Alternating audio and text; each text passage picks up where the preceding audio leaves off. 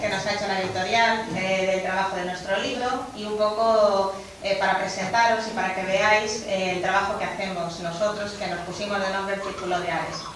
Entonces lo vemos primero y después ya vamos a dar paso pues, a unos discursos que tienen ellos preparados y, en fin, os voy a contar un poco de lo que trata el libro, de la historia del Círculo de Ares, y terminaremos con vuestras preguntas y con una lectura de un cuento que hemos hecho sobre la casa, que se llama El enigma de Villa Florentina, y que está basado en una historia que Alicia, un día que me enseñó la casa, me contó sobre un cuadro, hablando, me dijo, este cuadro no sé quién es, esta persona que hay aquí retratada es un enigma, ¿no? Y me diste la idea, se lo conté a ellos y decidimos pues desvelar el enigma de Villa Florentina y escribir un relato de suspense sobre el cuadro que hay, que cuando Alicia os dé una vuelta por la casa, los que no la hayáis visto, pues veréis el retrato de la mujer que le hemos puesto hasta nombre, nosotros, y hemos desvelado el misterio. Deja de ser un enigma a partir de hoy. A partir de hoy, sí. Entonces, bueno, pues comenzamos primero con la...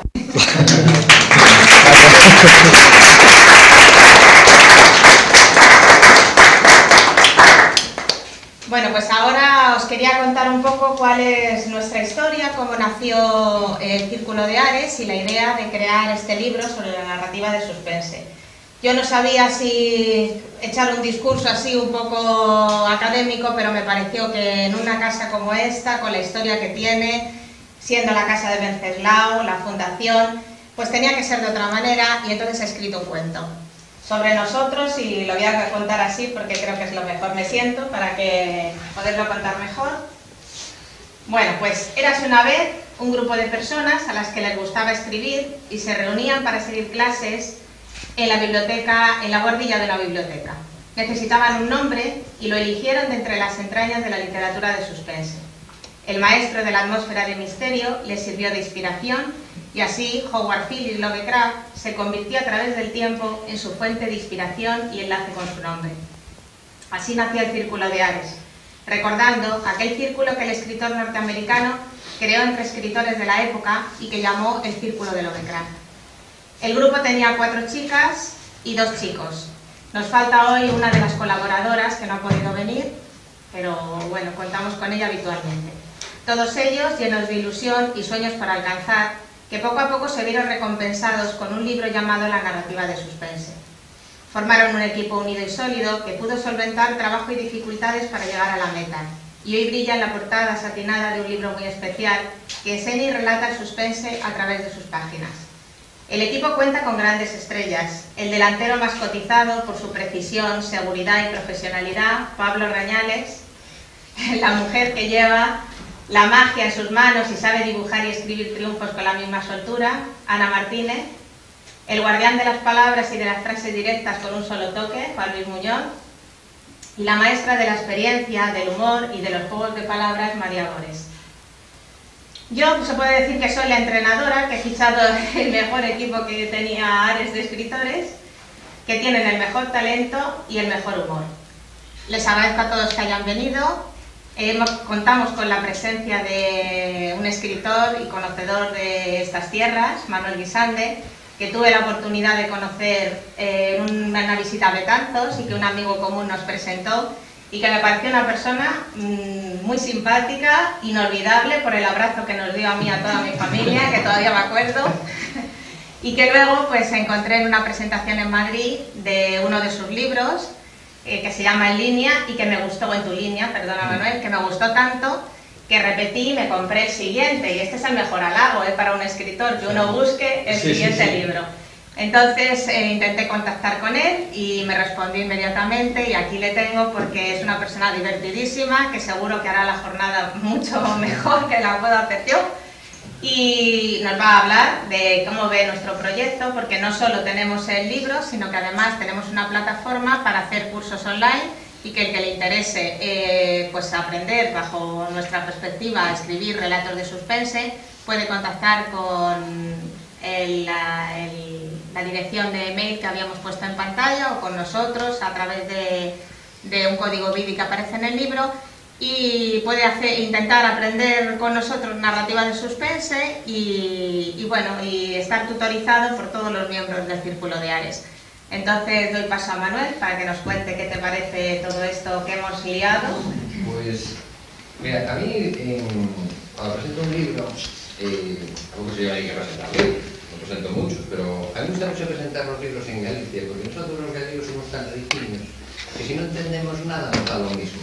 Es decir, ¿qué digo? Da lo mismo. Y después, también es igual, porque aunque lo entiendas, vas a dar 20.000 vueltas y lo vas a cambiar. O sea que, por eso, presentar un libro en Galicia es muy sencillo, es muy cómodo.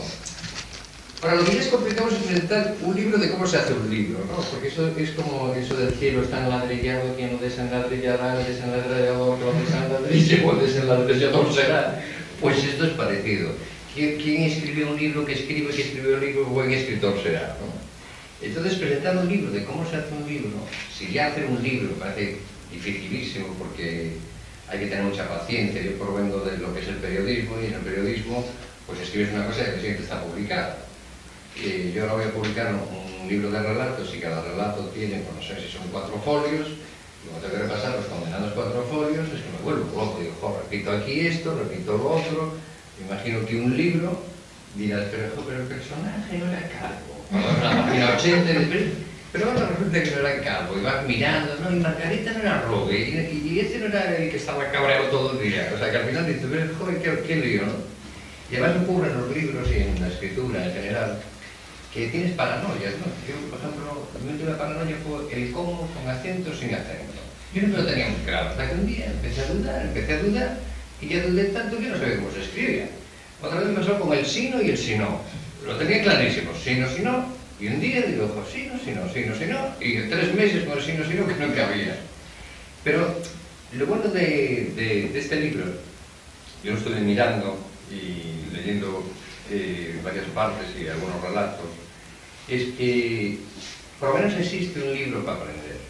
Siempre se ha dicho, no, si quieres escribir, lee mucho. Hombre, sí, leer mucho es como jugar a fútbol, sí.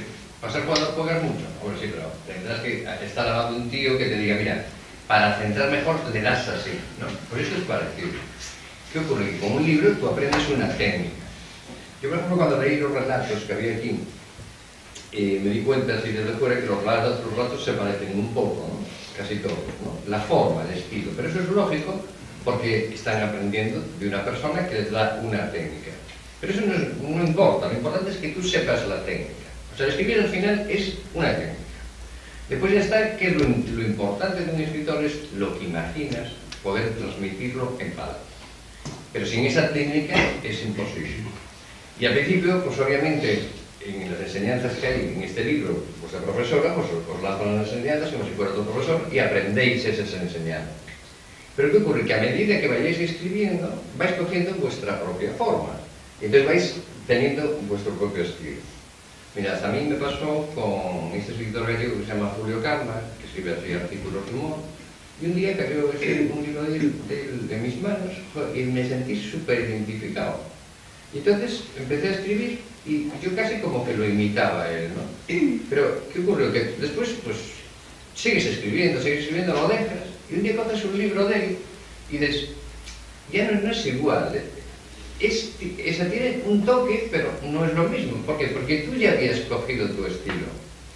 Y el estilo es importantísimo. Es decir, yo creo que el triunfo de cualquier creativo es que identifiquen tu obra, incluso aun siendo mala. Es decir, es tan malo que es de Guisande. Joder, ¿qué malo es de Guisande? Es decir, genial, porque eres un estilo. Lo importante es tener un estilo, que esa es una nulidad.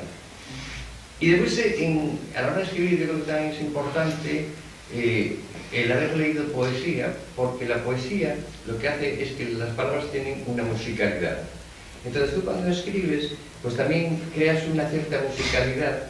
Yo, por ejemplo, que escribí mucha poesía, pues no pones un ya aquí, sino que lo pones este ya más aquí. Por cómo suenan las palabras, vas diciendo, no, queda mucho mejor aquí. Y parece una tontería, pero el que escribe se da cuenta de que no es lo mismo poner la palabra en un sitio que ponerla en otro sitio.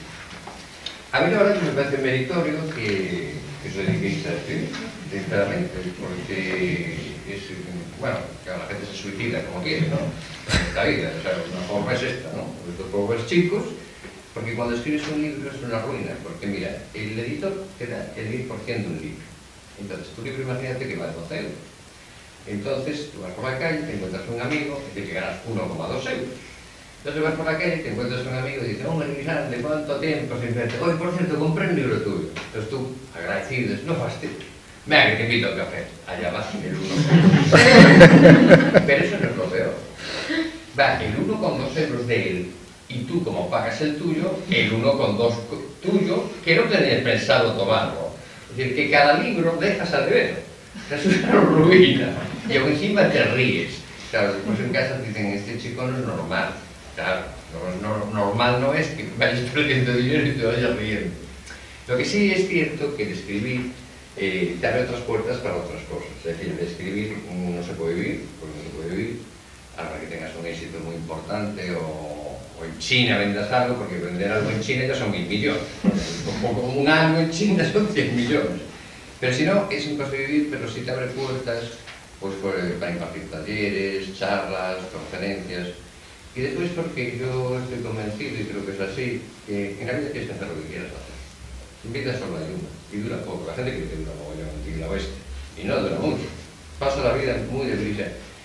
Y la gente que es creativa, desgraciadamente no está suficientemente valorada, porque cuando tú sales a la calle y ves una película, oyes una música, oyes un poema, ves un cuadro, entonces es gente creativa que lo ha hecho. Y no se le valora, porque si lo que queremos es una sociedad gris en la que todos hagamos albaranes, en vez de disfrutar de la vida, pues entonces ya ni se ayuda a la cultura, ni se ayuda a nada, y todos hablamos de color gris, triste. Se dice, ¿a ti qué le dio el albarán? 4,5, a mí 4,7, qué bien, ¿verdad? Hasta luego. Y así vamos por la vida tristes. Por eso el creativo hay que apoyarlo. Yo creo que estáis en muy buena edad para escribir, en el sentido de que si vosotros escribís ahora porque empezasteis antes de escribir. Yo empecé a escribir cuando tendría más o menos 12 años. Pero yo empecé a escribir porque, así como vosotros dices, como el Círculo de Ares, yo vivía en San Sebastián y tenía un profesor de literatura que yo en ese momento no me daba cuenta. Después con el tiempo me di cuenta que era un vago, pero total. Porque llegaba el tío y decía, hoy tema libre. Entonces nos veníamos a escribir. Al día siguiente decía, bueno, vosotros 4 leer el tema libre, o cual yo no daba la clase. Y entonces, y siempre decía, y saca usted tal.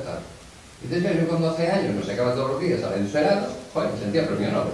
Entonces yo, empatadísimo allí con escribir y tal, y entonces me animé a escribir, seguí escribiendo, y hasta ahora, bueno, pasé por periodismo, por estas historias. Y creo que es una buena edad para escribir, o sea, todas las edades son buenas, pero encontrarte gente joven que con 14, 15, 16 años escriba, pues eso es muy interesante que haya gente con esta capacidad. Y es complicado salir adelante a escribir, porque siempre tienes que buscar otras variantes por otra cosa, pero repito que vida solo hay una y hay que hacer lo que uno quiera.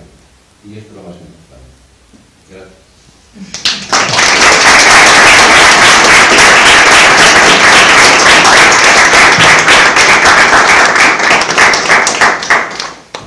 Bueno, pues ahora cada miembro del Círculo de Ares se ha preparado un pequeño discurso en el que explica un poco cómo es su trabajo dentro del grupo y qué es la parte del libro que han escrito y cómo ven las cosas. Entonces comenzamos. ¿Qué le apetece, Ana? Bueno, empezamos con María.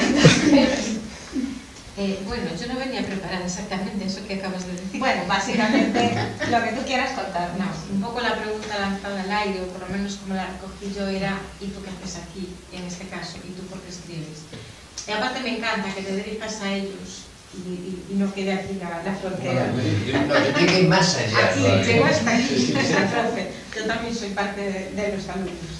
He llegado más tarde, pero aquí estoy y estoy encantada de la vida. Y el ¿y tú por qué escribes? Pues un día se me ocurrió rebuscar en internet, que todos lo saben, o todos lo recopilan, mejor dicho, y me he encontrado con que casi todos los escritores, y os incluyo, os habrá preguntado alguna vez ¿y tú por qué escribes? Y creo que es una pregunta bastante frecuente. He recopilado un par de ellas, pero bueno, voy a leer solamente la de una escritora que me gusta mucho, particularmente Rosa Montero. Rosa Montero escribe porque uno siempre escribe para aprender, para comprender, para saber, para intentar entenderse y entender el mundo. Y me gustó, como suelen gustarme sus libros, sus artículos. Y a partir de ahí empecé a escribir. Estas son palabras mías. Releyendo algunas respuestas a la manida pregunta que de vez en cuando se plantea a ilustres narradores, fui consciente de que mis escritos tendían a la primera persona del singular, yo, mí, conmigo, por cada uno de los motivos anteriores y por constituir mi especialidad. Soy lo que mejor conozco. Escribo para mí desde los 11 años. Fui una niña miope pegada siempre a un libro. Amé las letras antes de desarrollar otros efectos y tardé tiempo en desentrañar la desazón que me embarcaba al posponer el tecleo frenético de mis dedos al dictado de mi mente. Escribí mucho y escribí sola, hasta que aterricé en este grupo, en el Círculo de Ares. La temática cambió, el horizonte se hizo más amplio, la interacción nutrió tanto mis propias palabras como las ajenas, la disciplina se impuso, del caos surgió un orden en forma de libro redactado a muchas manos. Entonces descubrí que escribir es más que una tarea solitaria. Hacerlo en compañía enriquece, escuchar otras palabras genera ecos. La sinergia no pertenece en exclusiva al entorno de la biología. Un grupo de voces cantando al unísono constituye un coro, y cada voz complementa a las demás. El segundo descubrimiento nació del respeto que me producen esas voces mucho más jóvenes que la mía. Me inclino ante estos adolescentes y les doy las gracias por su savia fresca. Ojalá hubiera compartido mis 15 años con ellos. Me han enseñado otra forma de escribir y todos hemos sido maestros y alumnos en este tramo del camino. Gracias por el trabajo conjunto. Y ahora la pregunta se plantea en plural. ¿Y vosotros por qué escribís?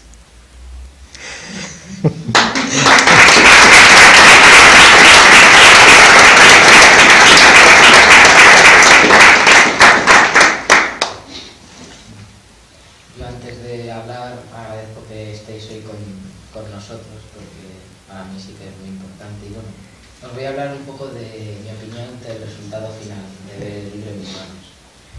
Me ha sorprendido de cómo cada estilo o forma de expresión de cada uno han logrado encajar en un único proyecto, porque a primera vista parece muy imposible. Todos somos diferentes y destacamos en cada frase una palabra concreta y sin embargo el hilo conductor de la teoría ha sustentado toda la práctica y le han vuelto de características comunes que le han dado sentido y le han enriquecido. Nuestro trabajo ha sido ejemplificar todo lo aprendido, hacerlo ameno, entretenido. Todo esto para vosotros, para los lectores. Por lo tanto, hemos fusionado dos pilares importantes de la escritura, que ha sido la didáctica y la pura literatura. Por tanto, nuestro libro tiene dos formas de disfrutarlo. Puedes leerlo y entretenerte con él, o puedes leerlo y aprender. Porque es importante enseñar a través de ejemplos cada apartado, cada tema del que se habla. Porque quizás la base para la creación de un relato sea la imaginación, la fantasía, y esta es propia de cada uno y la hace especial y única.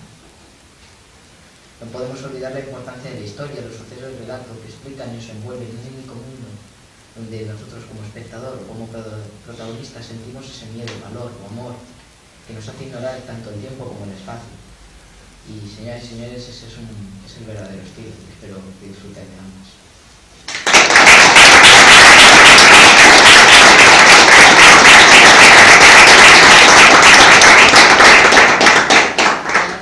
Bueno, si me lo permitís, yo voy a desviarme un poco del discurso inicial que tenía marcado y realizar una pregunta que nos hicieron en la primera presentación de la narrativa de suspense, y que venía a ser algo más o menos como que si la literatura solitaria, ¿qué supuso para nosotros la creación de este libro? Que es todo lo contrario.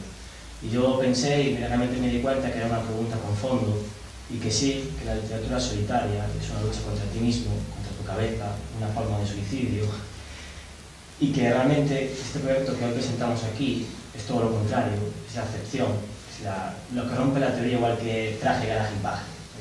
Completamente el sinónimo de unión, colaboración y compañía.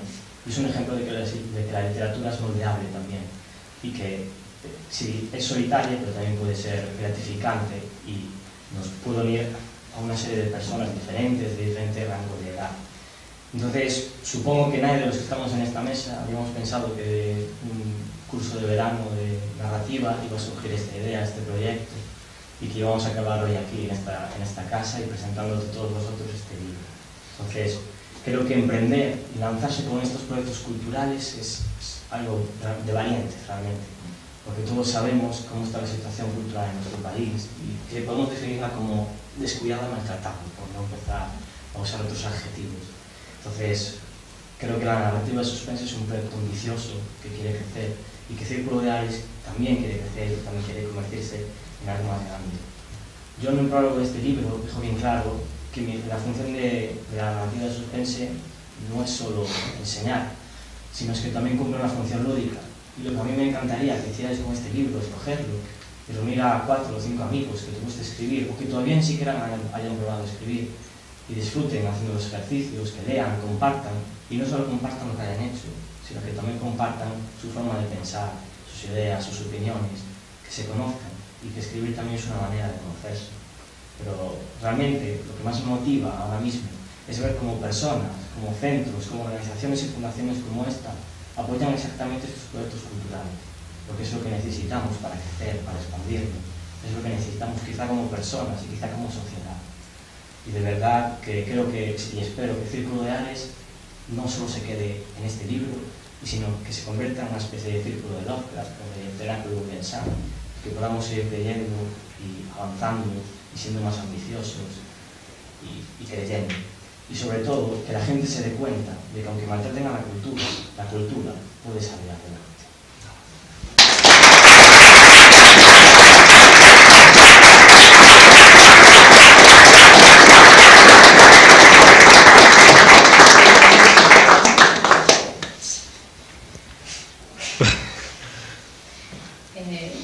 El mío ya más va por otros menesteres relacionados con lo que es el propio grupo y por qué se hizo aquí, porque surgió de esta forma y en un lugar tan concreto como lo es el pueblo en el que fue concebido Ares.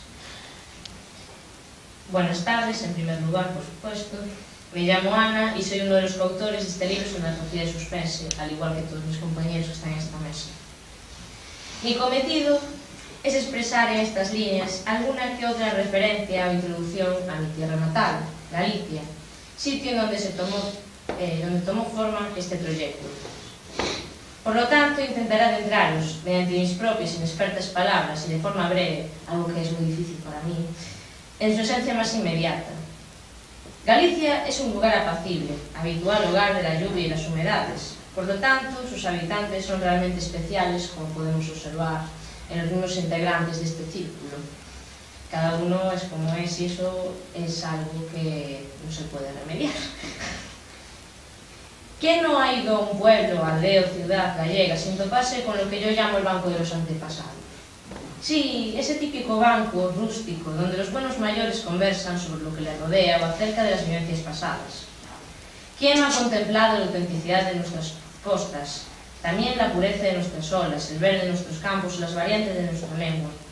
Y así es, mediante detalles como estos, la forma en la que podemos notar la humildad y carácter que se palpa en estos pequeños lugares que son capaces de concebir maravillosas historias que las grandiosas ciudades jamás podrán tener.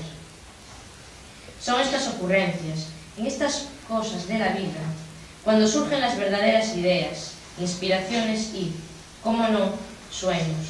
Sueños que algún día todos queremos ver cumplidos y que adornan nuestros cielos en las noches de tormenta. Las pragas, los bosques, las playas, los humedales o incluso las personas que nos rodean son buenos motivos para abrir la mente y dejar que las ideas fluyan, que refuljan de color los parajes más insólitos de nuestra imaginación, como bien hicieron nuestros ancestros, dejando huellas permanentes en nuestra cultura.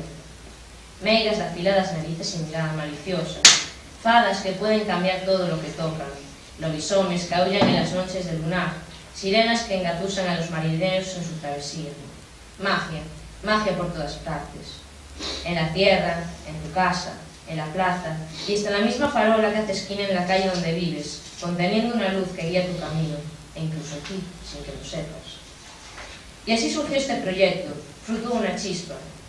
La suerte de cruzar nuestros caminos también influyó, junto con la casualidad de enzarzar posibilidades y la fortuna de haber dado un pequeño paso hacia adelante, formando así el principio de un sendero que, a lo mejor, con el tiempo, se haga una gran carretera por la que muchos consigan sus deseos y muchos otros también, a través del esfuerzo, lleguen al final y contemplen su bien merecido destino, llegar a su meta. Por ello, este grupo tan pintoresco, tan propio, tan increíble, es algo más que un círculo de soñadores en un pueblo marinero. En realidad, es mucho más. Gracias por vuestra atención.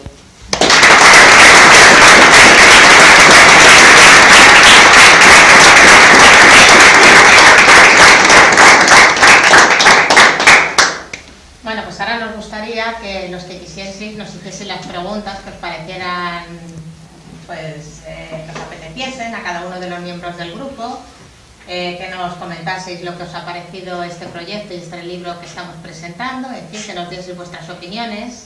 Como decía Manuel, pues hacer esto un poco más dinámico y que hablemos todos un poco. Sí, siempre. Siempre, sí. Claro. Lo que pasa es que siempre estoy cuesta. casado, no sé si veo a mis hijos, porque mira, yo tengo un amigo mío que era periodista, resulta que un día, no sé, nos hacíamos 8 páginas y el otro dijo, pues a partir de hoy salen 16, bueno, aquel día salimos a las 4 de la mañana, siempre salimos ya tarde, pero aquel día salimos a las 4 de la mañana y me acuerdo él que se levantó, que esta era la redacción, ¿no? Y según se va a las 4 de la mañana, abrió la puerta, me miró y dijo, ya nunca más volveré a ver a mis hijos. Y todos, hombre, tampoco es eso, hombre, tampoco es eso. Siempre hay muchas preguntas que hacer.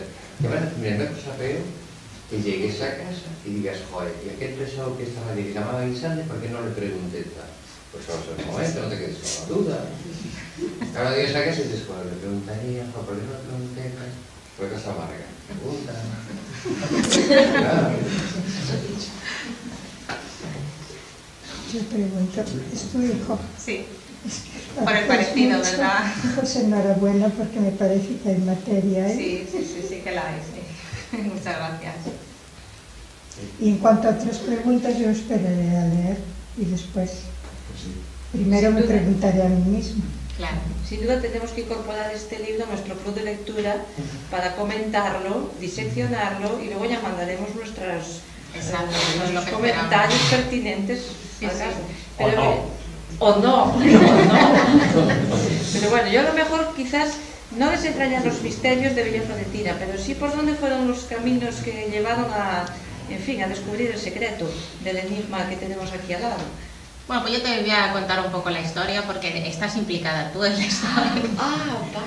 Bueno, pues te acuerdas, lo cuento ya para todos cómo sucedió todo esto. Me acuerdo que siempre que viene algún amigo de Madrid o con Álvaro, que es un amigo nuestro, que venimos muchas veces a visitar la casa, pues tiene Alicia un libro en la entrada en la que depositamos nuestras firmas y una dedicatoria de la casa. Y entonces me acuerdo que Palvin, mi hijo, dijo, oye, voy a buscar a ver si todavía está la firma de cuando era pequeño y vine. Y te dijo, ¿cambiáis el libro? Y me dijiste tú, pues no habitualmente. Y encontramos aquella firma y él les volvió a escribir una nueva y puso, de un futuro médico y escritor. Entonces aquello te llamó la atención, él quiere estudiar medicina, pero también le gusta este plan. Entonces me acuerdo que dijiste tú, como escritor, y ya te contamos que estábamos en Ares haciendo un proyecto, haciendo un curso, y bueno, y me dijiste, si tenéis algún proyecto en marcha, pues venir a presentarlo el año que viene. Entonces yo llegué a Ares, allá a la biblioteca, y se lo dije a todos. Bueno, a ellos es decirles algo, como darles un boli, y ya están felices. Sobre todo a Ana. Ana le das un boli y un ejercicio y dices, Ana, por favor, que el tiempo corre. Porque Ana escribe. Bueno, pues aquel día les dije, pues esto de la casa de Venceslao y me han dicho esto. Entonces estaban tan contentos que al poco tiempo surgió, bueno, ya teníamos en idea lo de hacer el libro, y escribir relatos, publicarlos, pero aquello fue como que nos dio un impulso. Y entonces pensamos, lo presentamos en la biblioteca de Ares, lo presentamos en la casa de Venceslao, y yo les hablé, es un sitio espectacular. María tenía unas ganas, porque a María las tradiciones le encantan. Entonces, pues estuvimos todo el año con la ilusión de que teníamos que hacerlo, pero a raíz de esto también, de que teníamos toda esta ilusión, dijimos, tenemos que hacer un regalo a la casa, no solo el libro. Entonces pensamos, ¿y qué puede ser? Y yo recuerdo que nos hiciste un recorrido por la casa y al llegar al comedor que hay ahí, pues te pregunté, creo que fui yo, ¿y ese retrato de quién es? La mujer enigmática esa del cuadro. Y sí que dijiste, tú, este es el enigma de Villa Florentina. Es que me pareció el título perfecto. Entonces llegué yo a la guardilla allí de Ares y les dije, ¿qué os parece escribir un relato que se llame El enigma de Villa Florentina? Y entonces comencé yo y hice un párrafo, ¿no? Y imaginé que esta casa se iba a vender, pero que había un fantasma dentro. Entonces dije, vamos a utilizar una técnica que es que yo comience a escribir y después pase mi relato a otro y luego ese otro se lo pase al siguiente y que ni siquiera nosotros sepamos cómo acaba el enigma de Villa Florentina. Y después de varios meses, que ellos ya habían empezado el instituto, ya tenían deberes y trabajo que hacer, pues nos llegó el final de Manos de Ana, porque claro, todos avanzábamos, pero no sabíamos qué iba a pasar. Yo recuerdo que María llamó a la chica del cuadro Umbría, o sea que ya te doy una avance, se llama Umbría. Apropiado, sí. Está, bueno, sujeta por un maleficio, no te cuento más. Entonces, el relato fue tomando forma, nos gustó tanto que está al final del libro. Entonces nosotros te aprovechamos ahora, toma Alicia, ya conserva este libro para la casa. El relato de Villa Florentina está detrás.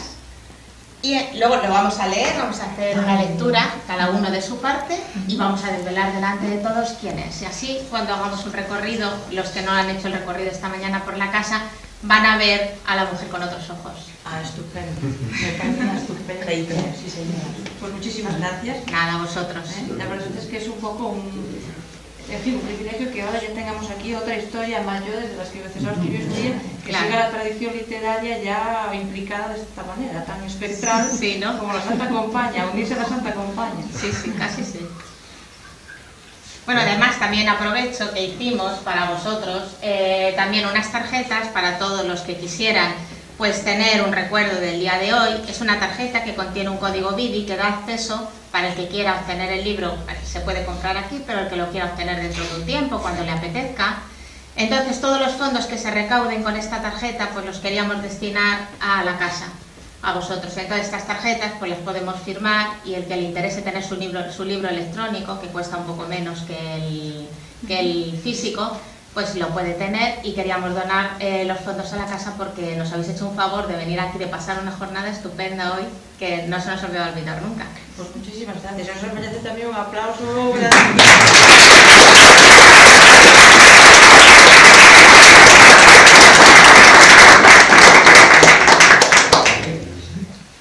Dime. Ah, sí, dime. Una pregunta acerca del mundo del escritor, lo que siempre le rodea. Al mismo siempre está lleno de algo de enigma. Pero a mí me gustaría saber cuál es la verdad del escritor, la verdad de los tiempos que el escritor dedica a su obra, a mimarla y a crearla, y cómo después debe luchar contra ese mundo que ya no es literario, sino un mundo real, contra la editorial, y después cómo viene siendo la progresión, desde que nace el libro hasta que se comercializa, finalmente pues, abandona las estanterías del snack o de la casa del libro. Para él, pero supongo que a los chicos también podrá interesar. Esta pregunta es a Nietzsche. Joder, yo de eso sé mucho. Te lo juro, me encanta esa pregunta porque me lo sé todo. Mira, vas de editorial en editorial, vas a una y dicen no. Y dices, me jugarás al tenis. Todos estos dicen no. Y dices, pero alguna habrá que sí, pero esto tiene que ser positivo. Pero para que haya un sí, tiene que haber un no. Entonces dices, va, yo insisto. Mira, el tema este de... Bueno, el escribir yo creo que está un poco... Mucha gente dice, es que yo, por ejemplo, pintor, ¿no? Yo es que rompo cuadros, yo tengo 70 años y sigo rompiendo cuadros. Pero es un torpe, tío. ¿Sabes? Después de 70 años así rompiendo cuadros. No, pues eso es como ser albañil, que pintas, y es una cualidad que uno tiene. Lo que tiene que saber el escritor o el creativo es que si tiene esa cualidad, no le pertenece a él por entero. Si tú eres el mejor cirujano cardiovascular del mundo, por ejemplo, pues digamos que alguien te ha elegido para que des esa parte a la sociedad. Pero lo mismo ocurre con los escritores, con los creativos, con los pintores. Han de ser conscientes de dos cosas. Una, que lo que hacen no es tan importante. Es una cosa más como el otro que pone, o sea, que pone y que pinta esta pared. Si a mí me dice que estoy intentando que pintar esta pared, pues soy incapaz de pintarla porque no estoy en ello. Y entonces, en cambio, yo pinta, dirá, pues qué difícil es escribir. Pues no, pero es un trabajo más, o sea, una actividad más. Si no, se le da con mucha importancia como tal, y yo no la veo así, yo lo veo muy sencillo. Yo porque escribo lo que tengo que decir es lo que diviero. Yo si no me divirtiera, yo no escribí. Yo no me pongo con un libro todo el día pensando por esta palabra y sufriendo, por eso no he nacido. No sé, haría hípica, o cualquier cosa, no sé, o estaría en la Nacional 6, no sé, viviendo, pero la vida es para disfrutar, no para sufrir. ¿Qué ocurre con las editoriales? A las editoriales ocurre que, imagínate que escribes tu libro, ¿no? Escribes un libro y entonces te vas a las editoriales. Las editoriales miran varias cosas. Por una parte miran si el libro pues, les gusta o no les gusta. vamos a partir de una calidad normal, ¿no? Porque en la vida tampoco hay, digamos, es como los trabajos, es decir, la vida son gente más trabajadora o gente menos trabajadora, ¿no? Es decir, después que Menganito es un genio, ¿no? Todos somos más o menos normales, lo que nos diferencia un poco es ser más trabajador o menos trabajador. Entonces vas a una editorial y, mira, yo por ejemplo con los cuentos, digo mi experiencia, la primera que tuve, teníamos 10 cuentos y fuimos a 4 editoriales y ninguno quería los cuentos. Y fuimos a una y esa quiso los 10 cuentos.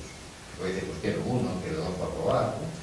Entonces, ¿qué ocurre? Que los editoriales, el problema que tienen, bueno, decían, miran eso, después miran quién eres, las posibilidades que tú tengas de venta en el sentido de, pues hombre, si eres periodista lo tienes un poco más fácil. ¿Por qué? Porque si un periodista publica un libro, pues tú como tienes todos los colegas periodistas, pues te echan una mano. Y dices, oye, mira, pues, llamas aunque no lo conozcas, llamas a Madrid o a cualquier sitio y dices, me llamo Menganito, que estoy en tal periódico, que he publicado un libro, me proponen una nota.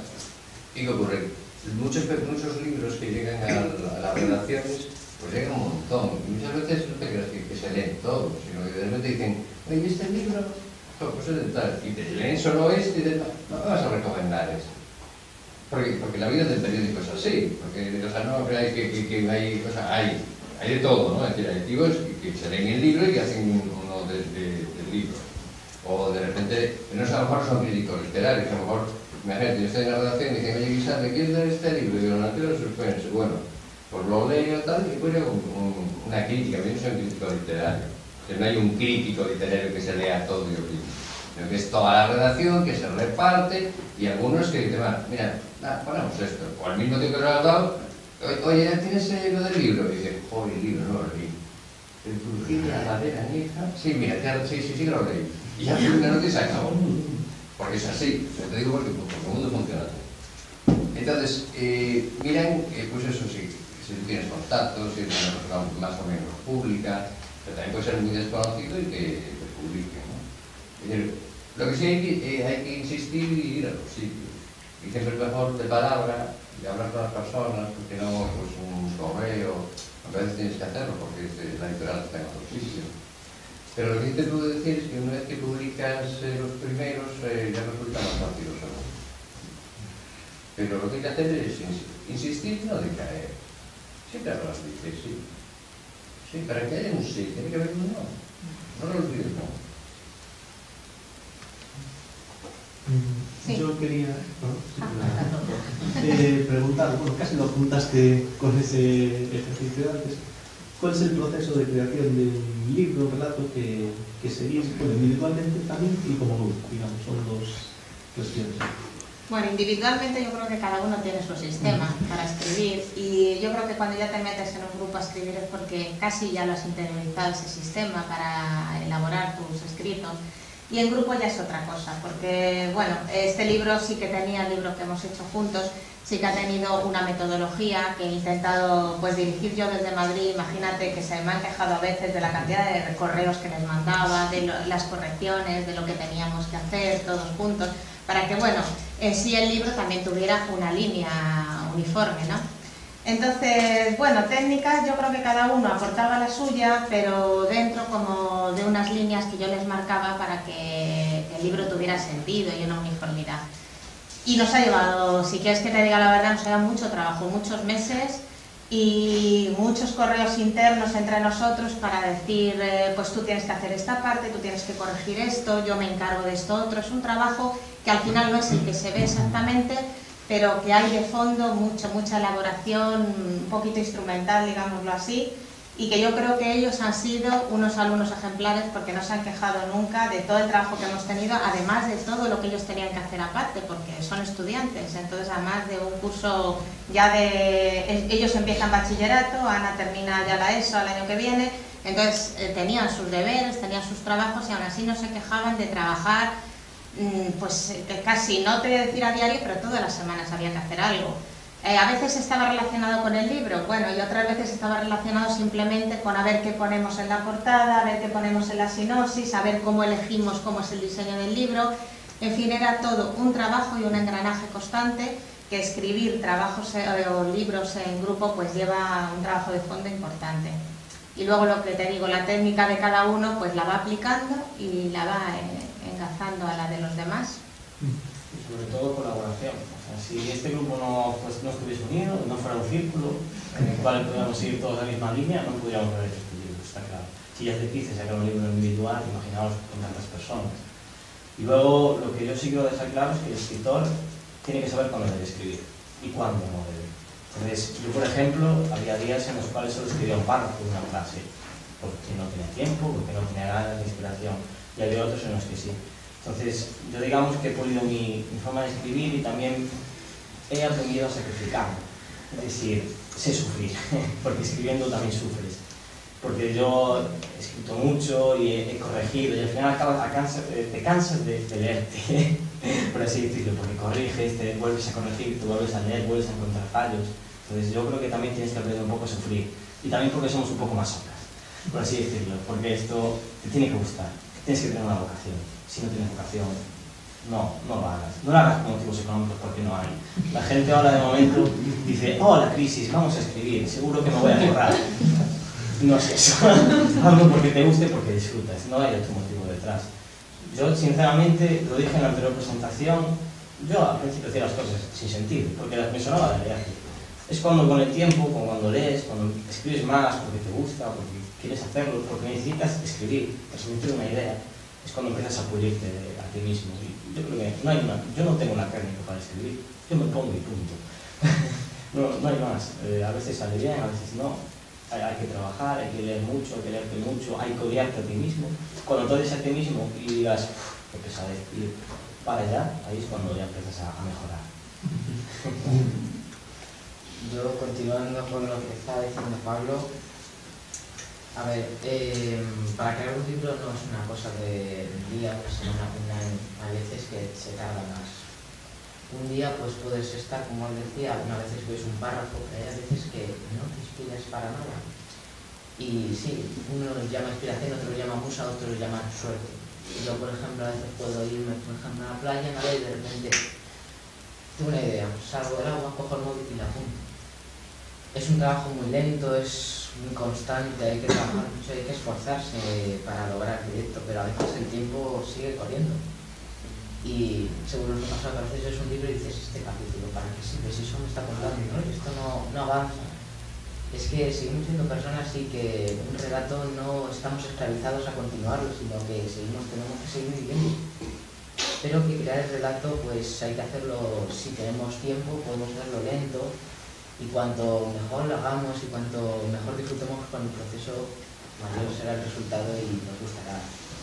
Y espero que os guste a vosotros también. Yo me gustaría saber qué es lo que están escribiendo ahora cada uno de ellos, cada uno de vosotros. ¿Qué estáis escribiendo? ¿Qué historia? ¿Qué hacéis? Ahora, ¿contestas tú, Pablo? Bueno, ahora... yo, vamos a hablar. digamos que ahora me quiero presentar un curso de relatos en el cual si salgo ganador o uno de los elegidos tendría otra publicación, otro coautor. Entonces digamos que estoy en una especie de relato extenso, así en el que probablemente aplique muchos conceptos de este. Y luego no paro. Digamos que ahora los relatos de una página ya quedaron atrás, ahora es cuando empiezas a desarrollar más las ideas. Y digamos que yo tengo 1000 ideas en la cabeza, pero solo sale una a flote, porque necesitas trabajar mucho, necesitas pensar mucho. Yo he escrito sobre amor, he escrito sobre zombies, he escrito sobre fantasía, sobre unicornios, ahora estoy escribiendo sobre detectives y tíos con barba. O sea, tienes que ir todo el elenco de completamente. Entonces digamos que nunca puedes parar. Y ahora yo estoy con ese proyecto y mañana tendré otro, mañana publicaré en internet en WhatsApp, una plataforma de escritura, también publicaré ciertas cosas. En eso sí que no puedo parar. Bueno, yo quería decir que además tenemos nosotros como Círculo de Ares un proyecto nuevo. Entonces teníamos la idea de crear otro libro que se llama Relatos de Verano, que fueran relatos breves escritos por cada uno del grupo. Y yo sé que algún miembro ya está en ello. Por ejemplo, Juan Luis ya ha elegido su relato, ya lo va escribiendo. Y los demás, pues bueno, pues yo me imagino que se pondrán a ello porque ya estamos con nuestro trabajo, con nuestros plazos. Entonces, continuamos con nuestro trabajo, con nuestras reuniones. Y en fin, me imagino que aunque cada uno tenga sus proyectos personales, pues continuamos con nuestro trabajo del círculo. Un curso, ¿no? Y el curso online, bueno, el curso online que nos obliga a estar contando cosas de nuestro libro a los alumnos. Dime que el pobre que siempre va a hablar y le corta ahí. A mí lo que me gustaría saber, me llama mucho la atención, es cómo funciona, esto es una pregunta de dos respuestas, ¿no? ¿Cómo funciona el círculo como equipo? O sea, el día a día, cuando os juntáis, cómo suelen transcurrir las sesiones, qué deberes os mandáis, etc. Y luego también la parte del punto de vista de quién mueve los hilos desde atrás, ¿no? Entonces, ¿qué es diferente? Me gustaría saber. Pues cuando nos juntamos, pues a veces, bueno, durante todo el verano tenemos contacto, porque yo sigo dando clases en Ares, entonces ellos son siempre alumnos fijos. María este año por motivos de trabajo no ha venido, pero sí asiste a las reuniones que la llamamos reunión del Círculo de Ares. Les mando un WhatsApp, el domingo es reunión y dejan todo y vienen el domingo a la biblioteca. Entonces allí nos reunimos para nuevos proyectos. Y las reuniones pues suelen ser muy periódicas, podemos llegar a tener, pues en el verano ya hemos tenido un par de ellas, nos queda para preparar para el proyecto del año siguiente pues tener otras 2 o 3 reuniones. En Navidad vengo aquí a mi casa de Ares otra vez y entonces nos volvemos a reunir para ver cómo ha ido el trabajo que estamos haciendo. En Semana Santa ya está casi todo medio terminado y entonces volvemos a hacer más reuniones y en el verano nos volvemos a reunir otra vez, además de que seguimos todos participando de nuevos cursos de técnicas literarias. Entonces, las reuniones son constantes y el contacto es constante porque nos contactamos a través de mail, a través de WhatsApp y vamos moldeando el trabajo que vamos haciendo. Y me parece que me habéis hecho 2 preguntas. Sí, una un poco tu perspectiva y otra la perspectiva de ellos de lo que es el día a día, cómo se lleva el trabajo, las relaciones y la cohesión entre los grupos, etc. Yo un poco los hilos los muevo yo un poco, porque claro, soy la que los dirijo un poco porque yo tenía ya experiencia de haber escrito varias novelas, entonces a mí se me ocurrió que valían ellos tanto que podríamos hacer un trabajo en grupo que valdría la pena y yo aportaba la parte teórica que estábamos utilizando en los cursos y ellos la parte creativa que estaba dando lugar en cada clase. Entonces soy yo un poco la que por la experiencia que tenía en publicar otras novelas, pues les fui diciendo qué era lo que teníamos que hacer, qué pasos teníamos que seguir y a veces en alguna reunión no es nada creativo, simplemente pues firmar las galeradas que nos manda la editorial. Entonces pues nos reunimos una tarde en invierno, me acuerdo, en la biblioteca y firmamos 1.000.000 de hojas, entonces teníamos que firmarla todos y esa tarde se dedicaba pues a un trabajo meramente administrativo, ¿no? Casi, pero bueno, no se quejan nunca y hoy nos toca hacer esto, pues lo dejan todo lo que tengan que hacer y nos reunimos. Entonces, las reuniones no están programadas con mucho tiempo, pero en el momento que se lo dices con un día casi, pues venga, nos reunimos tal día, allí están, porque están todos muy interesados, porque les gusta lo que hacen y la verdad es que no se me quejan nunca y me siguen a mí, les digo, ¿no? Así que encantados, muy trabajadores todos, la verdad que son alumnos muy brillantes, entonces no les cuesta dejar la playa ni dejar el deporte por meterse en la guardilla de una biblioteca a trabajar. Si a veces tiene que ser toda la tarde, pues toda la tarde. Desde el punto de vista de un alumno, si necesitabas saber también, esto puede parecer que esto parece una clase de colegio, pero en la diferencia es que aquí si no haces un ejercicio no te pones en acta. Tú lo haces porque quieres, porque tú vas, tú disfrutas. Y el tema es que es mucho más grande. Nosotros no tenemos por qué hacer un ejercicio. O sea, la pizarra, cuéntame rollo que te he pedido, no. Cada uno, a través de las técnicas que nos dan, nosotros tenemos que hacer el ejercicio, pero cuando lo hacemos, cada uno pone el suyo, nos hacemos nuestras propias críticas, pensamos en lo que han hecho los otros y cogemos técnicas de uno, técnicas de otro, cómo escribe uno, cómo escribe otro, escribe mal, bien, regular y poder mejorar. Y eso es lo que más agradezco de las clases. De todas maneras, no se da mucho mérito por el Gema, que sin organización... Exclusivamente. El Gema tiene una agenda así, más o menos, entonces se va mirando y dice, vale, este día hacemos esto, este otro, tal. Yo, si no estuviera ella, esto no... porque necesitamos una organización, o sea, más por arriba de la experiencia. Si no, esto no hay que acordarse de enviar tal mensaje por correo hasta ahora, hay que acordarse de enviar este mensaje por WhatsApp, hay que acordarse de hablar con la editorial y luego con nosotros para ver si yo estoy en casa para escribir los libros, resulta que yo no estoy en casa, hay que enviarlos a correos o a la biblioteca de Ares, hay que organizarse y saber moverse. Y aunque no se dé mérito, ella es la que tiene ese mérito de organizarse, pero no va muy bien. Si no, La verdad que es un poco difícil a veces organizarse no viviendo en la misma ciudad, ¿no? Y, por ejemplo, te voy a contar una anécdota. muy divertida que nos pasó, porque había que dar a la editorial una cuenta bancaria para recibir los beneficios cuando vendiéramos los libros. Entonces el problema estaba en que ellos eran menores, ellos no podían ser titulares, y teníamos que ser María y yo. María vive en Ferrol y yo vivo en Madrid, claro. Entonces me pilló pues con mi trabajo, una obra que tenía en casa, María que empezaba a trabajar, pues decidimos hacer una cuenta de estas en Open Bank Online. Y bueno, pues había que meter curiosamente el dinero en el mismo momento y en el mismo día, y teníamos que meterlo las dos, en dos ciudades distintas y el mismo día. Parece una cosa absurda, pero nos teníamos que cronometrar. Entonces, María, hay que ingresar 2 euros, tú en Ferrol y yo en Madrid. Entonces, el primer día nos salió mal, porque en el Banco de Santander nadie sabía que era Open Bank, curiosamente. Entonces, ¿cómo es posible? Porque se hacía a través del Banco de Santander. Entonces María me llamó toda frustrada, madre mía, yo no lo he podido organizar. Bueno, no te preocupes, al día siguiente otro intento. Y entonces pues lo volvimos a hacer, ¿no? Y ya te digo la dificultad, que parecen cosas sencillas, pero son a veces te llevan al absurdo. Entonces yo estaba en Madrid por la calle, por el centro de Madrid, había ese día, me acuerdo, una manifestación. Bueno, en Madrid cuando hay manifestaciones y está lleno de policía, parece que estamos en alerta 4 por terrorismo, en fin, aquello era un caos. Y recibo de María, por fin, que en el Banco Santander se habían enterado de que ya podían recibir los 4 euros. Y me dice, el gato está... El colibrí está en la jaula. El colibrí está en la jaula. Y yo con la policía, con las metralletas al lado. Digo, Dios mío, ahora me detendrán por algo. Parecía un mensaje terrorista. Y yo digo, bueno, María, ok. Y ella me volvía a decir otra broma, tipo mensaje cifrado, ¿no? Y yo cortaba. Te quiero decir, de estas cosas así... anécdotas absurdas, ¿no? Como por ejemplo, todos están también muy pendientes del móvil, del WhatsApp, ¿no? Y me contestan. Y casi yo les conozco también, que sé quién contesta primero.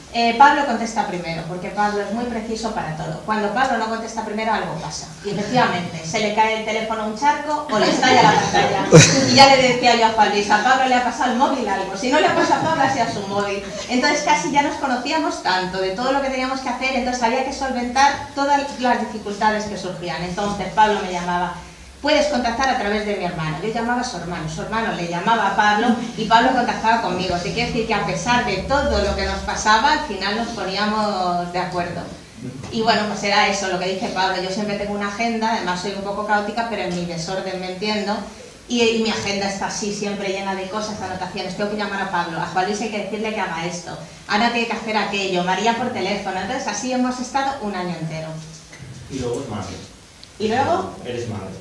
Ah, bueno, sí, la madre.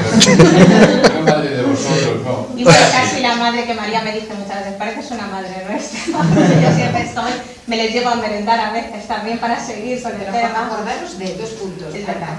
Anoche me decía, me extrañaba que Gemma no hubiera mandado un WhatsApp. Y sí, le mandé un WhatsApp larguísimo. Recordar mañana, 2 puntos. Venir guapos, a la vez informales, vamos a una casa de campo, venir no sé cómo, los libros, en fin. Traer la comida. Traer la comida, todo. Hemos pasado una jornada literaria aquí en la casa, entonces sí, bueno, me ocupo un poco del trabajo ese de fondo, el que hacemos todas las madres, que bueno, no nos reconocen mucho, pero pues eso es lo que hay detrás. A ver, me gustaría comentarle a Guisande, que es un tío que lleva más de 30 años en el periodismo, que le recomienda a Pablo, no sé si Ana tiene previsto hacer periodismo también, pero Pablo parece que Pablo. Sí, Pablo. Que tiene mucha idea de ser periodista, pues qué consejos le daría y qué tiene por delante. Mira, vamos a ver, yo es que soy positivo en la vida. A mí me dicen, es que esto no tiene futuro, pero tú sabes lo que va a venir, petardo, el que no tiene futuro eres tú. Claro, empezando ya por ti. Entonces que no tiene futuro así, porque dicen, el periodismo no tiene futuro. Bueno, pues ahora resulta que en Estados Unidos, con esto de la legalización de los hispanos, se busca gente que sea comunicador, es decir, tú te vas al Partido Republicano, el que sea, y ese tío quiere hablar castellano. Bueno, pues qué mejor que un periodista que hablas con él en castellano, le vas corrigiendo, pero tú eres un poco más avispado y dices, bueno, pues ¿qué te va a dar? ¿Un discurso de qué? ¿A dónde? ¿A esta ciudad? Vale, yo me voy 2 semanas a esta ciudad, como hablo castellano, hablo con todos los hispanos, yo sé lo que quieren oír y le hago usted el discurso. Bueno, pues eso no existía antes. Entonces, yo el futuro lo veo muy bien, yo soy positivo. Yo lo que noto en la sociedad es que la gente es muy parada. Es muy parada, es decir, por ejemplo, Yo me acuerdo hace muchos años, cuando había gente que estaba en la voz, que estaba de prácticas y se iba, y decía, ¿de dónde vas a la Madrid? Pues mira, te vas a la policía a Madrid, pregunta si algún gallego lo detuvieron, porque claro, la voz es un periódico regional, ¿no? Pregunta si hay algún tipo gallego que lo han detenido, te pasas por allí, te vas a la casa de los empresarios, que empresarios nuevos gallegos hay, mandan reportajes y no te los pagan. Pues ni uno, pero es que ni uno. Podéis decir, bueno, uno, no, ni uno. Otros te decían, oye, mira, el Magreb, Marruecos y por ahí, está ahí al lado. Si te paga el periódico 50.000 pesetas, vives que ni te cuento, como Manajá. Vete allí de corresponsal y hablo de las empresas de allí, de la gente de allí. ¿Tú crees? No sé, no sé. O sea, la gente, a mí, yo puedo entender que la gente no tenga imaginación para decir, me tengo que reconvertir. Lo puedo entender. La imaginación por la gente no la tiene. O sea, lo que no entiende es que la gente sea parada. Eso a mí me revienta. Por eso creo que cuando estamos hablando de la coordinación, es bueno también lo que decías tú, que no es como en el colegio que te ponen en un aspa, ¿no? Es decir, no, tú es porque quieres. Mirad, que lo hago extensivo a vosotros, yo no sé si habéis visto en Betanzos unas obras que hay en la calle, en la Plaza de la Constitución, en la Ciudad Vieja, hay unas obras que están en la calle. Bueno, yo coordino todo ese tinglado. Y esto funciona tan sencillo como esto. Tú traes tu caballete y tu marco. ¿Que eres poeta? O pues escribes una poesía, o pintas. Ese marco y ese cuadro lo recoge después el comerciante de donde se pone al lado, que lo pongo yo y te digo, mira, aquí se va a poner, se pone al lado, lo recoge por la noche y lo pone por la mañana. Y cada semana hay que cambiar el poema, o puedes alternar poema con fotografías, tal. Bueno, pues aún habiendo, yo coordinado todo ese tinglado, ¿qué ocurre? Que hay gente que no responde, porque hay gente que quiere como figurar sin hacer las cosas, y no puede ser. O sea, tú no puedes decir soy escritor sin escribir, porque es que no puede ser. Entonces, coordinar una cosa incluso con gente que quiere hacer las cosas es complicado, porque siempre hay fallos, siempre hay uno que no puede, uno que no sé qué, y el coordinador se desespera, porque cuando tienes todo diciendo esto va aquí, esto va aquí, esto va aquí, y de repente falla esto y ya dices no, tal. Y yo tengo muchísimo mérito coordinar un tinglado de estos, que no es nada sencillo. Nada sencillo. Sí, que cuesta, pero bueno, lo mismo que dices tú, que gustando, pues se mete uno en cualquier cosa. Sí, yo el consejo, un poco retomando lo que decías, hay que ser positivo. Y si no se nos queda Cáritas, que es gratis. Que vas a Cáritas y dices, mire, yo soy, ¿por qué vas a Cáritas? ¿No? Y no vas a avergonzar, tú vas a tener que ser albañil, lo que no vas a Cáritas. Yo sé que es pobre, no, es que tengo un gobierno que es inútil. No, yo algo, pero van a hacer gobierno. ¿Qué hay para comer? Y vas tan feliz, tan tranquilo. Porque ¿por qué te va a crear a ti el problema? El problema no es mío, mire. Yo soy ebanista, y soy un perfecto ebanista. ¿Y voy a qué trabajo? Porque mi gobierno es inútil, y no tengo trabajo, pero no es por mí, son por ellos. Claro, ¿qué vas a ir deprimido? Qué desgracia, no valgo para nada. No, tú sí vales, y los no valen son ellos. No te olvides. Entonces ya vas feliz, más tranquilo, y entonces, ¿qué tenemos que comer? Hay que ser positivo, porque más el futuro nunca se sabe lo que puede venir. Y aparte hay que emplear lo más divertido del mundo. Es entretenidísimo crear cosas. Es cierto que no vas a ganar dinero, porque tampoco la vida se trata de ganar dinero. Y al final, la felicidad, yo entiendo la felicidad de la vida, para mí por lo menos es tener 80 años, salir a la calle con un cigarrillo, ver a un amigo y echarme unas risas. No vida más. Ni periodismo, ni libros, ni historia. Porque esto es de parque temático que llamamos vida, pues dices, bueno, pues voy a hacer algo que me gusta, pues escribir. Pero en esencia la felicidad, pues por mí es eso, salir a la calle, echar un cigarrillo con un amigo, echarte unas risas y con más. No es que... Para la salud, eso, un cigarrillo, pero no quiere mucho.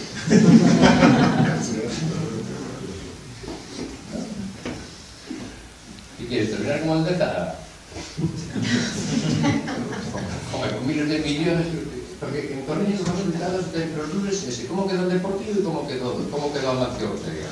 El Deportivo quedó 3-1 y Amancio Ortega en la lista Forbes no de 3. Esos son los resultados del lunes.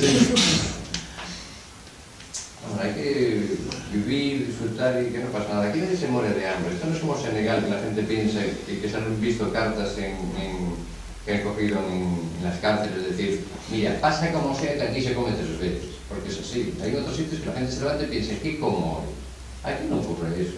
Entonces, pues mira, tú escribes, no sé qué, y si ganas para vivir, pues vives, y si no ganas para vivir, pues cantas, y si no, vamos a ver cosas allí. Estoy diciendo de los platos que hay. Al final todos calvos, ¿no? Como decía, televisiones negras técnicas.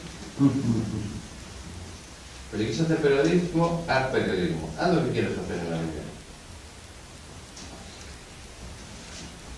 Bueno, ¿qué os parece ahora si comenzamos con el relato de... ¿Hay más preguntas? Perdón. Yo quería preguntaros respecto a la organización interna del libro, porque me da mucha curiosidad, siendo un libro conjunto, ¿cómo habéis repartido cada parte?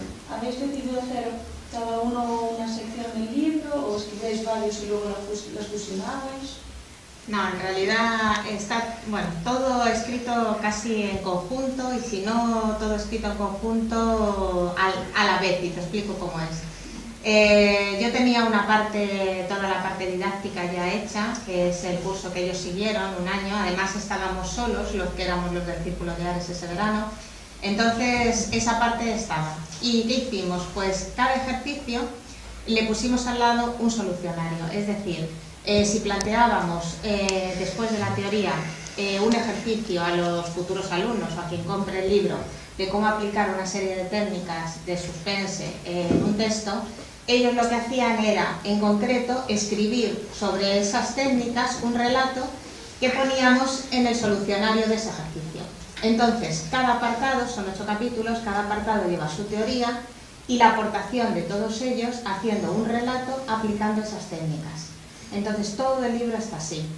En realidad cada capítulo participamos todos. Unos ponen una parte, otros ponen otra, pero yo creo que para un alumno o para alguien que quiera aprender estas técnicas y se ponga a leer el libro, le es muy útil no solo la teoría, sino ver distintos puntos de vista de cómo aplicarla. Y eso es lo que hicieron ellos y lo que hice yo. Empezamos entonces el relato. Sí. Yo creo que Alicia habría que encender las velas, ¿no? Había estado lloviendo toda la noche. Los cristales chorreaban grandes goterones, agua densa y pesada que se estrellaba una y otra vez contra el suelo. Enormes charcos que rodeaban Villa Florentina mientras los gigantes árboles de sus fragas, zarandeados por el viento, la envolvían en un concierto de sinfonías naturales que solían acompañarla habitualmente. En los últimos meses, Cebre había sufrido graves tormentas, lluvias intensas provocadas por el temporal que febrero había llevado a Galicia para abatir a su paso todo aquello que no pudiera subsistir el azote del agua. Hacía meses que Villa Florentina había sido puesta en venta. Aquel hermoso caserón que había cogido entre sus muros a la familia Fernández Flórez andaba buscando nuevo propietario. La agencia inmobiliaria que se encargaba de la gestión había colocado enormes carteles en la puerta de entrada y balconadas de la finca para facilitar la promoción, pero los lugareños, personas acostumbradas a creer en la magia, las meigas y los hechizos de amor, habían extendido una historia que dotaba a la casa de ese encanto especial que solo tienen las mansiones encantadas de los cuentos, pero que al final comprometía seriamente sus posibilidades de venta. Las gentes murmuraban que en la villa resplandecía cada noche una luz que recorría la casa de punta a punta con un candil ardiente, seguido por la turbia presencia de una mujer joven y ataviada con finos ropajes blancos. La joven caminaba entre las luces y las sombras de Villa Florentina, desde el ocaso hasta el alba. Una vez amanecido el día, las suaves siluetas, iluminadas por el candil, se confundían con meras sombras y halos de luz hasta que el día desaparecía por completo. Un aldeano, interesado no tanto ya en la compra de la casa como en la leyenda que se encerraba en su interior, decidió visitarla con un agente de la inmobiliaria y escudriñarla a fondo para descubrir si los rumores que corrían de boca en boca entre los habitantes de Cebre eran ciertos o no. Durante la visita, Villa Florentina se cubrió asombrosamente por un baño de luz. Cesaron las lluvias arreciantes de los últimos meses y el suelo pareció secarse como por arte de magia. El hombre comenzó a recorrer la villa con el corazón encogido por el miedo, esperando encontrar la imagen espectral de la que todos hablaban. Al llegar al comedor, un rayo de sol se coló por una de las ventanas, provocando un halo cegador que formaba un perfecto prisma con el que iluminar uno de los retratos más antiguos de la casa. Se trataba del cuadro de una mujer joven y hermosa, de ondulados cabellos castaños, que se asomaba desde su privilegiada ubicación, un comedor reci y clásico que se conservaba junto a un aparador de madera tallada. El hombre se congeló frente a la visión del retrato y preguntó a la gente: ¿quién es la mujer del cuadro? ¿Quizás una hija o un miembro cercano de la familia? El vendedor se detuvo un instante, comprobó sus papeles y respondió: no tengo constancia de la existencia de este cuadro, no me aparece en el inventario. El aldeano volvió a posar sus ojos en los de la mujer y sintió una punzada en el corazón que parecía pedirle ayuda y auxilio. El hombre se alejó del comedor asustado y se secó el sudor de su frente con un pañuelo de seda que llevaba en el bolsillo. Al terminar la visita, Villa Florentina quedó de nuevo a oscuras. Las luces se apagaron y el sol volvió a desaparecer. El paisano salió de la casa sosteniendo una tímida sonrisa y un anhelo en su cabeza. Probablemente todo tenga una explicación. Pero volvió la vista un segundo hacia la casa y pudo observar como una mano blanca, casi esquelética, nívea y frágil, sujetaba uno de los cortinajes de la sala donde hacía pocos segundos había estado observando un cuadro. Aquella nueva visión le hizo inquietarse una vez más y su corazón se llenó de valor y ganas por descubrir, de una vez por todas, el misterio que se ocultaba tras aquellos muros, el enigma de Villa Florentina. Aquella noche ya no había tempestad. La cálida luz de la luna iluminaba el cielo oscuro, dejando ver con algo de claridad Villa Florentina. Subí cuidadosamente, gracias a una enredadera, la valla que impedía entrar en la casa. Atravesé el jardín y me encaminé hacia la puerta. Saqué las ganzúas y entré. Nada más abrir la puerta, un gemido de mujer resonó por toda la casa, y tras cerrar, regresó el silencio. Solo seguía el ladrido de un perro en la alfombra. Sin fui recorriendo la villa, primero el pasillo, la sala de estar, hasta la habitación del cuadro. Allí estaba ella, como cuando fui. Me senté un buen rato frente a él a ver si ocurría algo. Nada, absolutamente nada. Tras este intento fallido me levanté y me dirigí a salir. Volví al quejido y me di la vuelta. Esta vez los ojos de la mujer del cuadro me miraron directamente a la cara. El terror me envolvió cuando su rostro envejeció hasta convertirse en el de un anciano. Corrí hasta la puerta de la calle, pero frené en seco. La figura de la mujer se encontraba en el pasillo. Su pelo castaño topaba su rostro envejecido. Se acercaba lentamente hacia mí. Entonces, casi a 2 metros de mi cuerpo, me miró y me tendió la mano. Corrí por las escaleras hasta el piso de arriba y me encerré en una habitación con un gong. No pasó un minuto. Aquel artilugio sonó. Los peluches de la habitación me subían suplicando ayuda. En las paredes escritas se veía la palabra de Dios. La figura estaba sentada a mi lado. Huí pero tropecé con las piernas. La mujer volvía a dirigirse hacia mí, otra vez. Los rayos y truenos retumbaban con gran fuerza. Había vuelto a la tempestad. Me temblaban las piernas y su cara envejecía me imploraba, me impedía mirarla con tranquilidad. Entonces, tras soltar un suspiro agudo, desapareció entre una nube de polvo. Un rayo de luz atravesó la ventana. Era de día. Por fin salí de la casa. Los días siguientes me dediqué a buscar información. Sin embargo, no existían ni fotos ni archivos referentes a la mujer del cuadro. Cada día tras el amanecer me colaba en la casa hurtadillas en busca de libros, solo comunes, y antes de salir, asegurada de que ella estuviese en el cuadro, fría e inexpresiva. La gente cada vez estaba más impaciente por cerrar la venta de la casa. Insistía en que era una excelente oportunidad y que cualquiera debería aprovechar. Aquel día todo cambió. Un vecino observaba la casa con extrañeza e inquietud. Con su móvil hacía fotos de distintos ángulos. Le seguía su paso y entré tras él sorprendiéndome. Estaba asustado y repetí incansablemente que me hiciera daño. Le obligué a que me contara lo que hacía en la casa sin éxito, aunque su rostro palideció cuando me olvidé de la mujer del cuadro. Tú también me has visto, mamá. Asentí y le volví a preguntar. Me pondré de nuevo por la cabeza. Solo me dijo: hay cosas que en este mundo hay que dejarlas donde están. Yo no supe qué responder. Recibí un tremendo impacto en la cabeza y perdí el conocimiento. La más absoluta y completa oscuridad me rodeaba. Había engullido la habitación como un perro callejero engulle y devora un plato de carne. Los minutos se convirtieron en horas, y las horas en días. Tenía sed. La cabeza me dolía, pero no era una molestia tan inaguantable como el silencio y la irrefrenable sensación de abandono y soledad.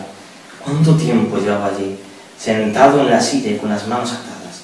Gastar las fuerzas haciendo que mis muñecas se enrojeciesen y se irritaran no era una buena idea. ¿Por qué me habían hecho esto? La única respuesta que acudía a mí era el recuerdo de la nívea figura deslizándose por el caserón. Ese maldito cuadro. La puerta se abrió. liberando las cadenas de la luz que conquistó poco a poco cada páramo que antes había formado parte del reino de las sombras.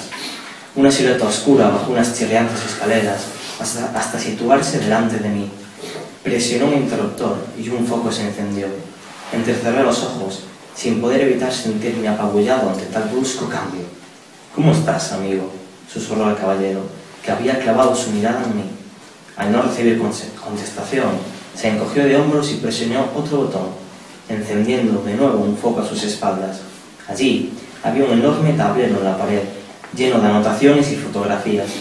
Todas eran de caserón, y se podía distinguir en algunas un círculo rojo alrededor de una mancha blanca muy borrosa.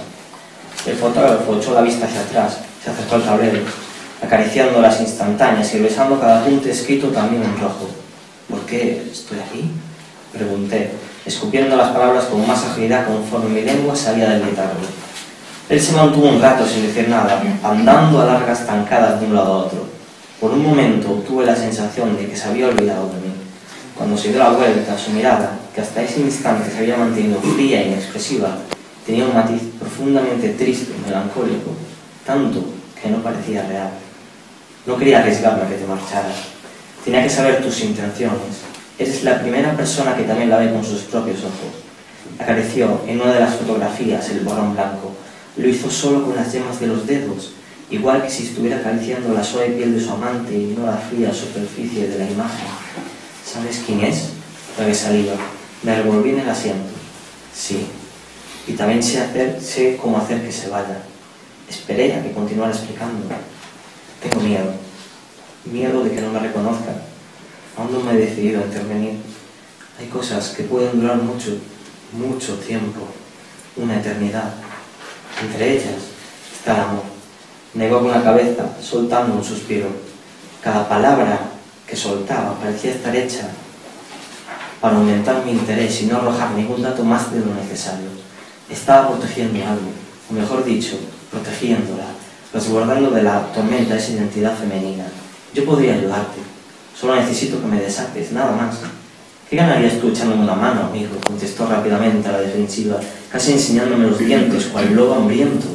Saciar mi curiosidad, quizá, conservar la vida o pedir una compensación económica. Mis palabras salieron temerosas de mi boca, sin conocer en absoluto la reacción del oyente. La última opción salía ante mí como una excelente manera de tapar agujeros. Él me examinó, se aproximó a mí con tranquilidad y me soltó. «Todavía tengo que ponerte a prueba. A ella solo le quedas a casa como recuerdo, nada más». Me acaricié las muñecas y me erguí. Me extrañó notar un eje de desesperación y auxilio en su voz. Tenía la sensación de que él, por un motivo u otro, llevaba tiempo ansiando la ayuda que yo le estaba prestando. Una parte de mi interior se negaba rotundamente a colaborar con un secuestrador, pero había algo en sus ojos que hacía que me compadeciese de él. «¿Qué necesito?», pregunté. «Valor. Todavía no sé si estás preparado para ver cuánto dolor puede albergar un alma condenada a esta tierra. ¿Quién diría que apoyar a ese extraño contra el amargo como el licor que lo consumía día a día? Una fría mañana lo encontraron muerto en la sala, los leños tiznados y apenas humeantes, su fiel perro de caza velando su cadáver. La luz tamizada por los gruesos cortinones lo acompañó al encuentro de su añorada esposa, fallecida 15 años atrás. Tras el sepelio, la vida de Umbría se nubló en una vorágine de acontecimientos. Una institutriz venida de Madrid se instaló en un cuarto próximo al suyo y se empeñó día y noche en hacer de aquella niña libre y traviesa una damisela digna de su posición y apellido.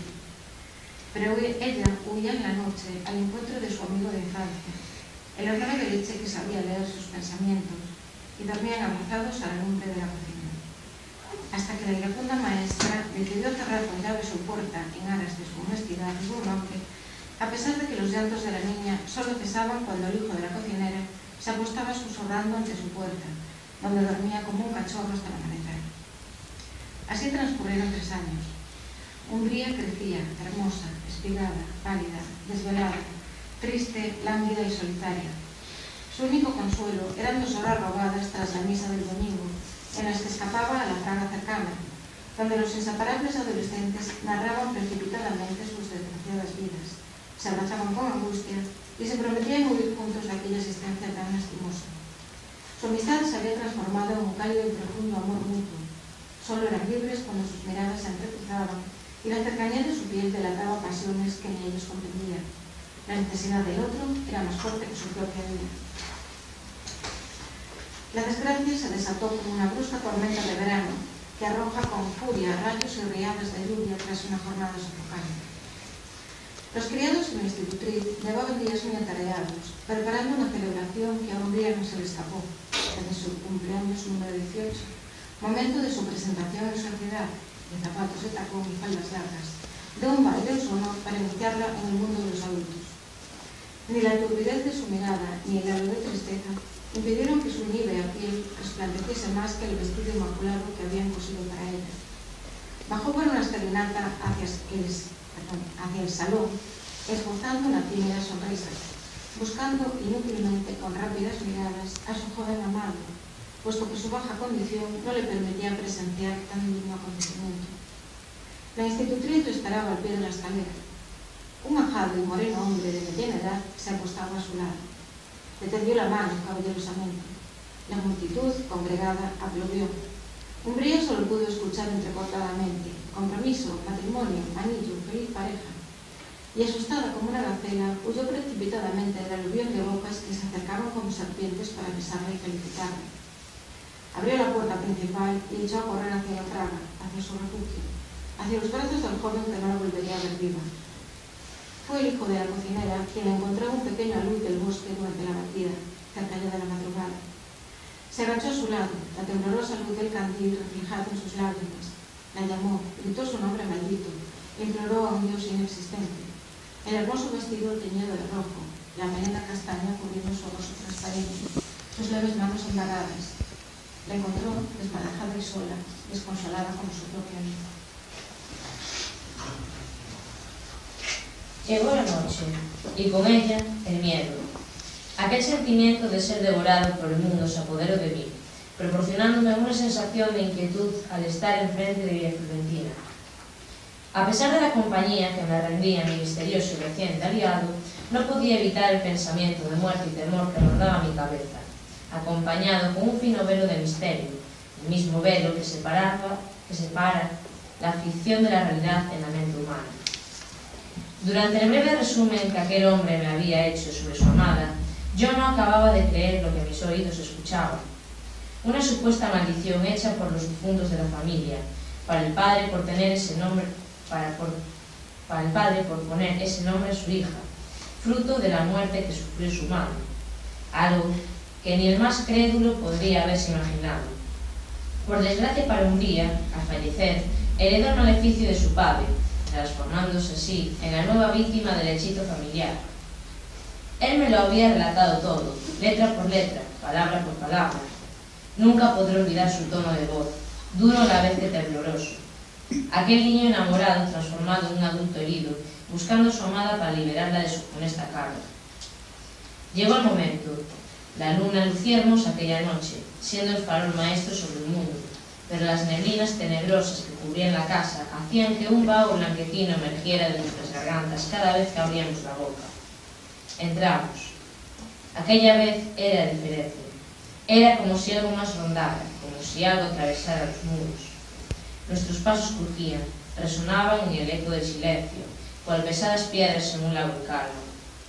Yo respiraba delicadamente, intentando hacer oídos sordos al sonido que escuchaba en mi cabeza. Ningú, ningú. Era mi corazón, que resonaba como timbales desenfrenados. Un susurro invadió la estancia en la que nos encontrábamos, a unos escasos pasos de la habitación en la que se encontraba el cuadro. Era un murmullo, apenas detectable para el oído humano. El tiempo se detuvo, prestamos atención al llanto. Umbría, decía. Un fuerte chillido resonó en el lugar, haciendo que mi corazón diera un vuelco. Umbría, gritó el hombre a la vez que corría hacia el cuadro. De forma repentina, una gran sombra más negra que la noche más oscura de todas se alzó frente al cuadro, donde ahora la mujer retratada mostraba una expresión de pálido en su rostro. Interponiéndose entre ambos amados, la sombra adoptó una forma fantasmal, cuya imagen solo reconoció mi reciente amigo. El espectro del padre de Umbría se interpuso una vez que se acercaba a nosotros. Las piernas me temblaron, hasta el punto de hacer que me derrumbara sobre el suelo. Luego miré al frente, a la vez que contemplaba cómo ese ser se avanzaba sobre mí y toda mi vida pasaba ante mis ojos. Era mi fin, y yo lo sabía. Cerré los ojos, para que cuando dejara este mundo me pudiera ver en el paraíso, sentado al lado de mis abuelos y padres, cerca de todos mis antepasados, pero ese golpe que me transporta más allá nunca llegó. Escuché un grito gutural, luego otro femenino, finalmente silencio total. Abrí lentamente un ojo, después el otro. Enfrente de mí solo estaba la chaqueta negra del hombre, posada y extendida sobre un pilón de cenizas oscuras. Tembloroso y todavía arrepentido de haberme involucrado en esa experiencia, me acerqué, dudoso. Con cuidado, levanté la chaqueta y mis ojos se posaron sobre el cuadro. Aquel dichoso cuadro que me había llevado más cerca de la muerte de lo que había estado en toda mi vida. Esta vez la mujer sonreía, una sonrisa dulce sin rastro de la amargura que yo había visto antes en el rostro de aquel espectro. En sus ojos, ahora brillantes y luminosos, se podía ver el reflejo de una imagen. Forcé la vista, y fue entonces cuando los vi. Ambos, juntos y felices, sonriendo entre sí a la vez que se abrazaban enfrente de la lumbre, que emanaba un fuego tan ardiente y poderoso como el verdadero amor y comprensión que mostraban. Volví a mirar el cuadro de forma completa, y me pareció ver que una gota resbalaba por una de las mejillas del retrato. Al principio creí que sería la condensación de la habitación, pero pronto mi corazón me hizo descartar esa idea, dando paso al pensamiento de que aquello era realmente una lágrima de felicidad. Con cuidado, coloqué el cuadro en su sitio. Al volverme, la chaqueta y las cenizas desaparecieron, como si nunca hubieran estado allí. Antes de irme, le dediqué una última mirada a la dama del cuadro, que se volvía a mostrar igual que el primer día. El tiempo pasó y el caserón acabó siendo comprado por un estudioso de la historia del pueblo gallego, y así obtuvo la declaración de bien patrimonial, haciéndolo merecedor de su transformación en un recinto abierto al público. Yo todavía visito ese endemoniado sitio, a pesar de mi ahora elevada edad, y recorro cada rincón para intentar escuchar las risas de felicidad que sustituyeron a los lamentos amargados. Y allí sigue ella, tan hermosa como siempre, la dama de la casa. La gente que la mira se pregunta quién es, cuál es su historia, quién la pintaría. Y yo pienso para mí mismo, orgulloso, si vosotros supierais.